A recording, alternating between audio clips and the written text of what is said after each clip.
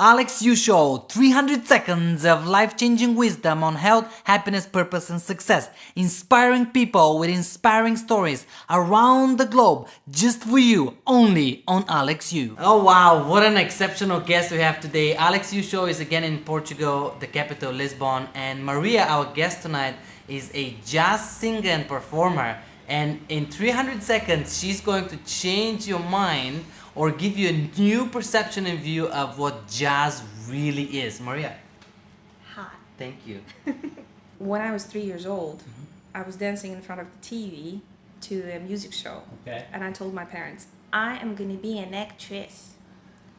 And then my father kind of gave me a slap of reality and said, that's not a thing you do in life. You got to be serious. So what I always wanted on the inside was always underestimated or devaluated on the outside. But you cannot step on your true nature. It will kind of bite you from the inside and try to get out. It always does, doesn't it? Well, I was put into music school, and then I discovered that I have a voice, and I started singing, but I never appreciated my voice. Never, because I was told from the beginning that it's not serious what you do. You shouldn't sing, you shouldn't want to dance or do acting. It's not serious. And These are your parents we're talking about. yeah, it's the society too. Accepting yourself as an artist is probably the hardest thing I've ever dealt with in my life. Jazz began in those dirty black quarters because African Americans, they had much more freedom in sexual expression, much more freedom than white people did. And that sexual expression they put into that music. You know what they said about jazz before? That's not music. That's some screaming when somebody's having an orgasm. That's not music. Because all the freedom that finally the instruments got, the saxophone, and the drums, the bump, bump, bump, bump, and then the dirtiness of the sound of the clarinet. Nobody even knew that clarinet could sound so dirty. And then the songs in jazz, the beginning of jazz, the 20s and this, all songs were written by black people, and they were all about sex. It began in brothels. It was music for brothels. Louis Armstrong played in brothels, for prostitutes, to make the atmosphere hot as possible. That's why it's called hot. And when white people got into that music, they all went crazy. They're like, oh my God. They just had this First World War. Everything was a disaster. It was the end of life. And sex is life. So when they found that music, they felt revived again. It was underground, breakthrough, provocative music. And that's what I love about jazz. I always thought that jazz vocals, it's about vocals. It's about whether you have a voice or not. How wide is your range? So you have to have the talent then, or soul and sex inside you. And that's when jazz will happen. Louis Armstrong, he only had voice until he had his throat problems. Then he has no voice. But can you call him not jazz singer? Come on, everybody loves he's that kind of voice. Yeah. It happened in the 40s, I believe, and it happened with Frank Sinatra. Thank you very much, Frank. When white people took that black music and made it white. So they took the sex out of the lyrics. The lyrics became romantic and fly me to the moon and blah, blah, blah. That's not about sex. That's about romance.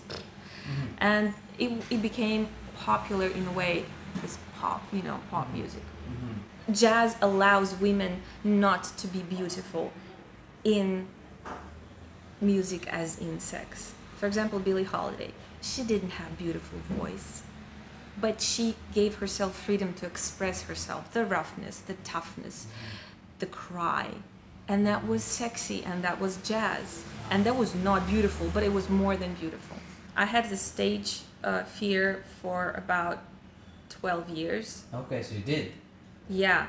Sometimes it was so difficult for me to go on stage sometimes. I had difficulties breathing. Really? You seem so natural now. It was very difficult to get on the stage. But when I was there, when I was already there, Once you open your mouth. and once I'm the center of attention, that instantly.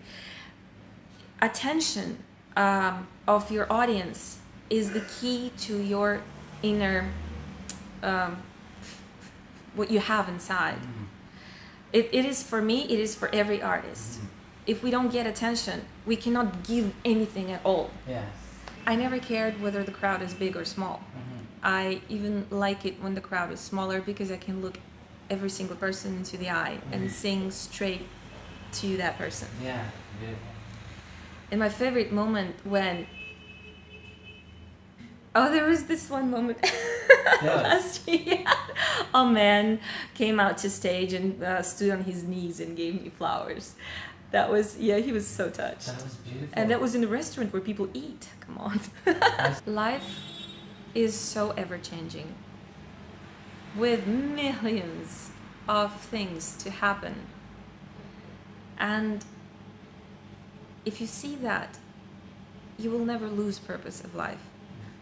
It's like watching a movie that you cannot predict, that is so interesting, and you live in it.